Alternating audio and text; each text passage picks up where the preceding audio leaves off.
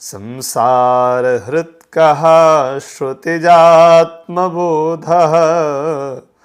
को मोक्षहेतुः कथितः स एव द्वारं किमेकं नरकस्य नारी का स्वर्गदा प्राणभृता महिंसा। भगवत्पाद शंकराचार्य प्रश्नोत्तरी के तृतीय श्लोक में पुनः 4 प्रश्नों का क्रमशः उद्भावन करते हैं और एक एक का जो है उत्तर देते हैं। सबसे पहले प्रश्न रखते हैं, संसार हृत कः, संसार सागर का हरण करने वाला कौन है? हमारे अंदर जो ये विषय वासना का संसार उत्पन्न हुआ है, इसको समाप्त करने वाला कौन है? तो कहते हैं श्रुतिज आत्मबोध। वैदिक जो हमारे श्रुति हैं, वेद हैं, उनसे जो उत्पन्न आत्मबोध है, आत्म जो ज्ञान है, आत्म जो विवेक है, यही हमारे इस संसार का समापन करने वाला है, हरण करने वाला है, विनाश करने वाला है। फिर आगे कहते हैं को मोक्ष हेतु हो, मोक्ष में हेतु कौन है, कारण कौन है?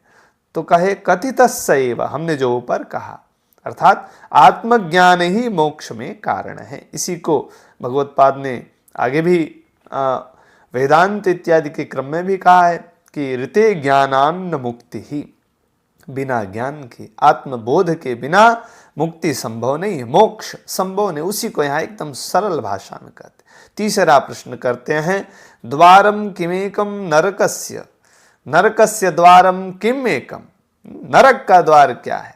तो संसार इस विषय भोग वासना में जो लिप्त पुरुष है, मानव है, प्राणी है, उसके लिए जो है नरक का द्वार प्रदान करने वाली, कामाशक्त, कामदा, काम को प्रदान करने वाली जो नारी है, ऐसी नारी उसके लिए जो है नरक का द्वार उद्घाटित कर देती है। फिर कहते हैं का स्वर्गदा, स्वर्ग को प्रदान करने वाली क्या वस्तु है? तो कहे प्राणभृताम अहिंसा। जितने प्राणी समूह, जितने जीव हैं, जितने चर चराचर में जीव हैं, इन सभी में हमारी अहिंसा बुद्धि ही, अहिंसा का आचरण ही, अहिंसा का प्रतिष्ठापन ही हमारे जीवन में स्वर्ग का उद्भावन करता है। भगवान महर्षि पतंजलि जब अष्टांग योग का उपदेश प्रारंभ करते हैं तो सबसे पहले सोपान यम में अहिंसा सत्यास्तेय ब्रह्मचर्या परिग्रहा यमाहा, सबसे पहले अहिंसा वृत्ति को रखते हैं।